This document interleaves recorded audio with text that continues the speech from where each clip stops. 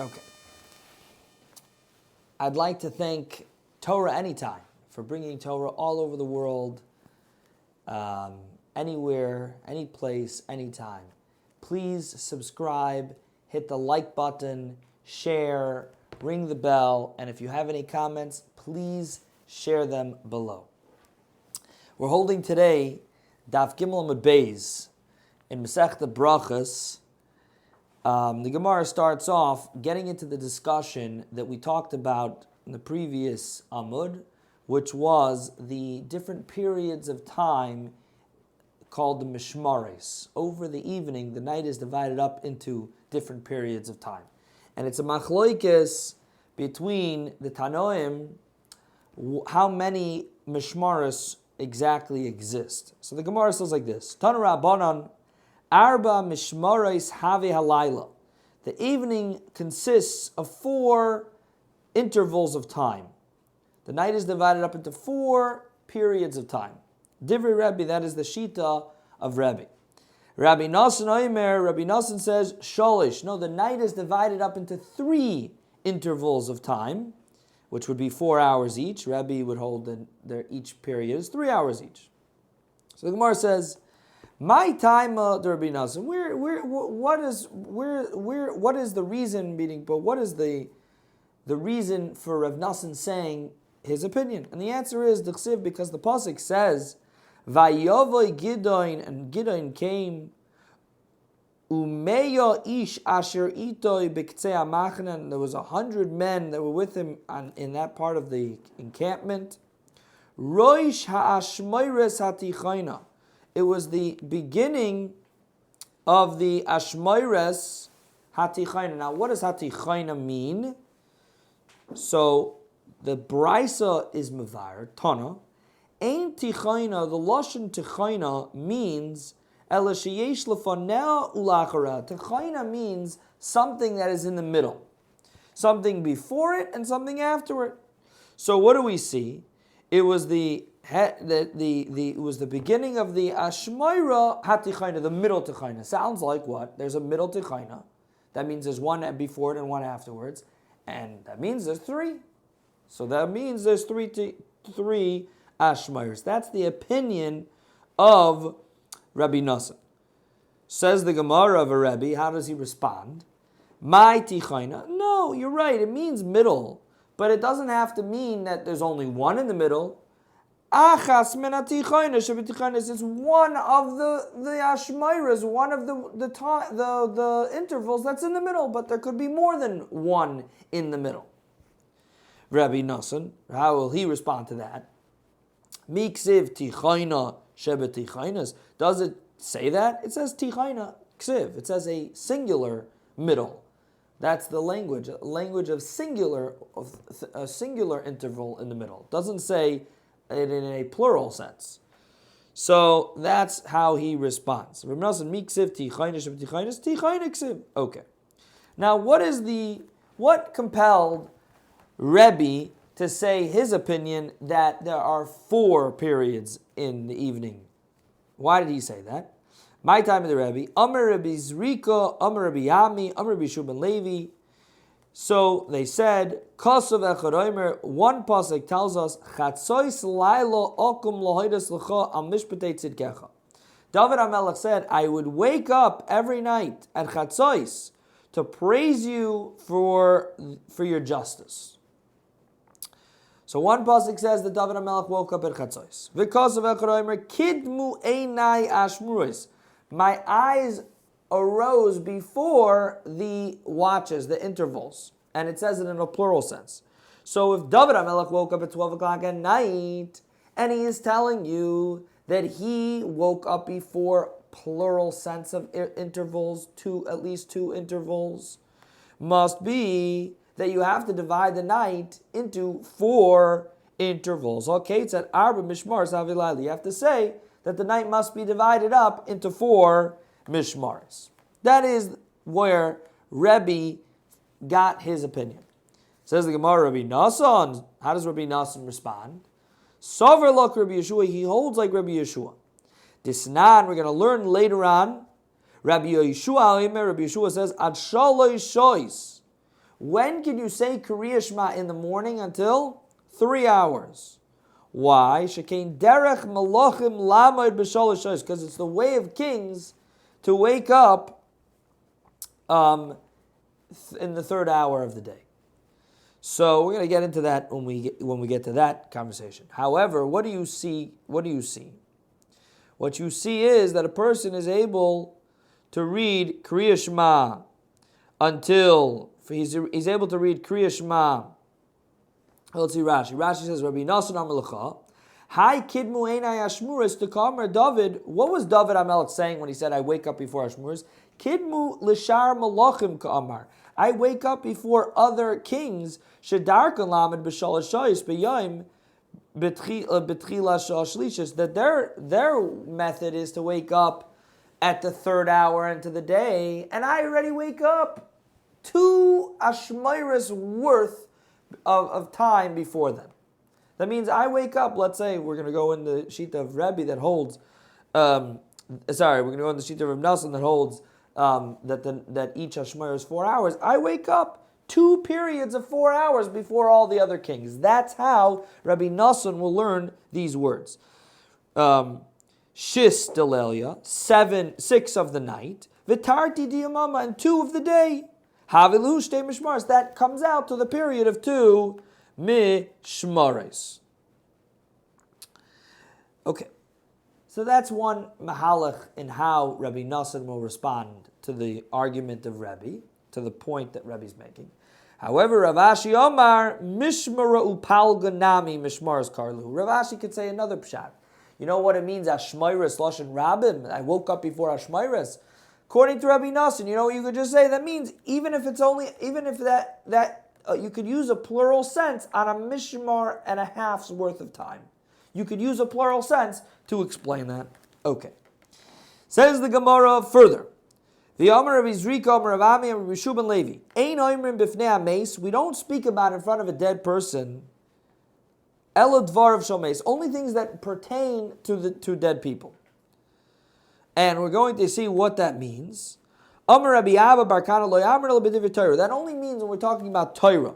When you're discussing Torah, you should not be talking about Torah, regular, shtiklach Torah. You speak about things of Torah that are related to the mace, to the dead person. Avamili da alma leslamba. But if you're going to talk about, random things in the world, that's okay to speak about in front of a mace. So Rashi explains, El ladvar alocha, also l'saper b'fanav hakol shakol chayav l'saper b'hen v'hameis doimim v'havalei loig l'rosh v'cheref oisehu. You're not allowed to speak about things of Torah because it's loig l'rosh. It's shameful for the dead person that everyone else is able to talk Torah and he's not able to discuss Torah. But to talk about random things, what's the big deal? The mace doesn't care. It doesn't mean anything to him. V'yika da amri, some say Merabah Rakana. Ella afilu b'divrei Torah v'kolshken mili dalma. No, you cannot speak about things. Even you cannot speak about Torah, but for sure you cannot speak about regular things. Maybe we could explain why is there a problem to speak about regular things in front of a mace. So maybe we could say that there's 2 different understandings here. In other words, this understanding is saying because Lamaisa Garet, Mason, they want to live. They want to be around. They want. When you're in the world, you're able to accomplish. You're able to do. You're able to change things. You're able to change your lives. So they want to be able to. So when you're speaking about things in front of them, so it makes them feel bad that they are no longer in a state where they can do anything. Once a person dies, that's it. There's nothing they can do. So it's not only Torah, it's even anything, because by talking about them, by talking in front of them, they maybe feel, first of all, maybe they feel bad, but also that's one shot. You could say maybe they feel bad that they can't be involved.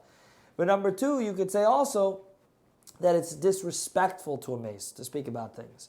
You should be focused on eulogizing the dead person. Stop speaking about other things can cause discomfort to the mace. Okay. Says the Gemara, V'David bepalga de'leila have koi. We just said that David would wake up every night at Chatzos. L'chayra, the pasuk says, May urta have a koi. He would get up by right by the night. When it became night, he would wake up. T'chsiv kadamti b'neshef v'ashoveya. I would wake up in the evening and I would look for pray out to you. Umimai dahai neshef urta. And how do we know that neshef refers to evening? T'chsiv b'neshef be'erev yom bi'ishon laila v'afeila. You see that neshef from the pasuk over here in Mishlei is referring to the erev and to the night and to darkness. So you see clear that l'chayra and David HaMelech woke up even way before Chatzos. I never went past Chatzos in sleep. I tried not to sleep even before that, but I never went further than Chatzos sleeping. Reb Zeira has another pshat. Ad Chatzos laila till Chatzos hayu misnamnim kasus. I would doze off like a horse. Mikan ve'elach, but from then on hayu misgaber kari. I would wake up strong like a lion. Rav Ashi Omar, another pshat. Ad Chatzos laila hayu oisik b'divrei Torah. Until Chatzos of the night, I would be oisik in divrei Torah. Mikan ve'elach b'shiras v'tishbachos. From Chatzos and on, I would engage in song. Just an interesting point here, that you see the lashon that David HaMelech would be he would doze off till Chatzos, and then from Chatzos and on he would be miskaber ka'ari. That is the language, by the way. Miskaber ka'ari is the language that the Shulchan Aruch starts all of Shulchan Aruch. He says you should be miskaber ka'ari. So that's a very interesting thing that the Shulchan Aruch is borrowing. It seems like that his source for borrowing that language is the Gemara over here, where we talk about how David HaMelech would wake up at every night at midnight. Okay. Says the Gemara, one little point that we don't really understand. Neshef Neshef is evening, or Neshef Tzafrahu. I thought Neshef is the morning. It says that David HaMelech would smote the enemy from the morning until the evening. My lav mitzafra v'ad leilya. Doesn't the word Neshef mean from the morning until the evening? Loi me urta v'ad urta. It's from evening to evening, from night to night. Says the Gemara, why doesn't it use the same language? Neshef until Neshef. Why does it say me Neshef ad Pasuk's lashon is me Neshef ad Erev? If Neshef means evening, so use the same thing. Either Neshef till Neshef or Erev, or me Erev ad Erev.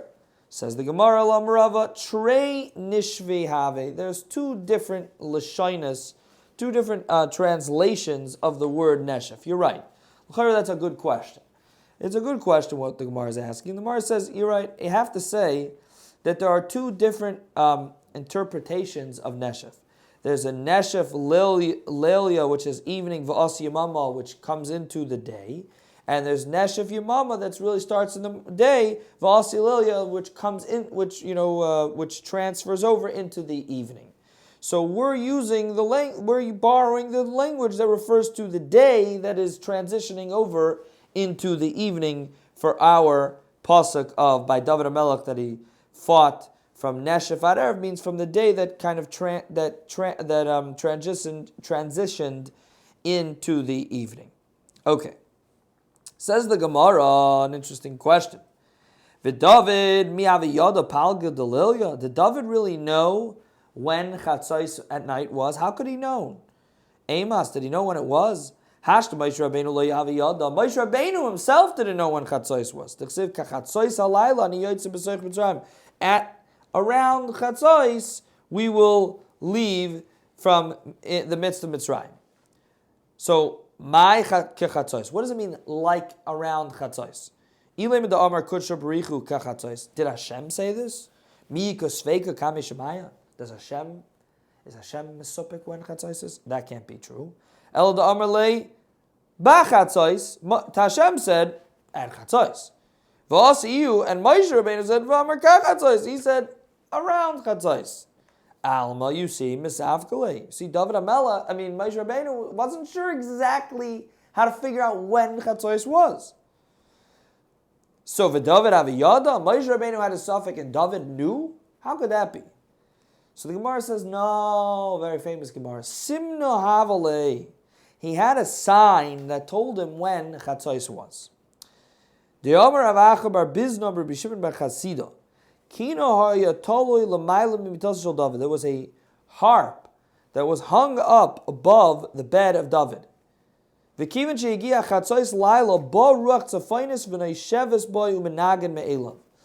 it reached Chatzos, there was a wind that came from the north, and it blew on the harp, and it started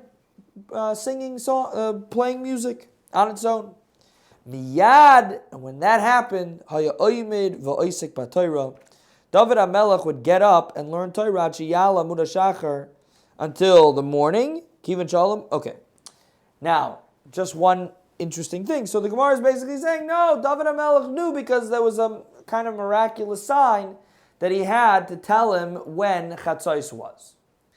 Now, what's an interesting question here is, this Gemara seems to contradict the Gemara we just learned, literally maybe 10 lines up. Here the Gemara is saying that David HaMelech would learn Torah after Chatzos. The Gemara earlier says that David HaMelech learned Torah before Chatzos, and he would sing Shiras v'Tishbachos after Chatzos. So some want to answer that the Gemara is saying, what does it mean Shiras v'Tishbachos? That means David HaMelech was inventing his Sefer Tehillim. He was singing, he was coming up with psukim that really spoke about the praises and the understanding of Hashem, and essentially that is also a way of learning Torah. Learning Torah, meaning Tehillim, is part of Torah. So he wasn't just singing. He was singing that had in it, together with it, Torah, that created a real Torah for the generations of the people to come after him. Okay, so now, the Gemara then continues on, fascinating thing. Kivan sha'al Amud Shachar, when it became Al Amud Shachar, nichnusu chachmei Yisrael. The sages of Israel would come to talk to David HaMelech right away once morning came. Amruloi, they would say to David, Adinenu HaMelech, our master, our king, Amcha Yisrael tzrichin parnasa. The Jewish people need sustenance. Amr lahem. So David HaMelech would say, L'chu v'hisparnsu zeh mizeh. Okay, make sure that the economy is running properly. Let people, there's two ways to interpret that. Either this means let people, the rich people, give money to the poor people. Or another way to understand this is, from a more capitalistic understanding, is that you would say that it means go do business with each other. I'm not sure why you needed David HaMelech to say this. Kind of people instinctively know this. But they said, Amrulai, Eina Kaimitz Mas Biasari. It's a problem. It's not the little amount of flour that you're giving is not filling a lion. It's not. We don't have enough. We don't have enough resources. Number two, ve'ena bor mismale michuyosoi. So way Rashi touches this up. It's interesting. Let's see Rashi. Ve'ena bor mismale michuyosoi. A pit cannot be filled from its hole. Ha'oiker chulya mibar. If somebody removes dirt from a bar, kari v'chayzu mashlicho soich, and then you try to put what you removed from the pit back into it, ein mismal bekach. It won't be filled up. Afkan im einata mechin laniim shabanu mezaynis me'alkamacher einanu yichayim lefarnesam mishalatzmeinu. We're not able to. We don't have enough for us to be mefarnes them from ourselves, because we're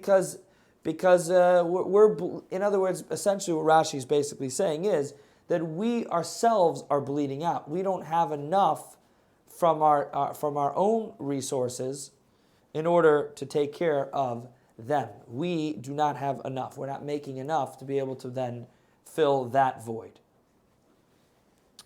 So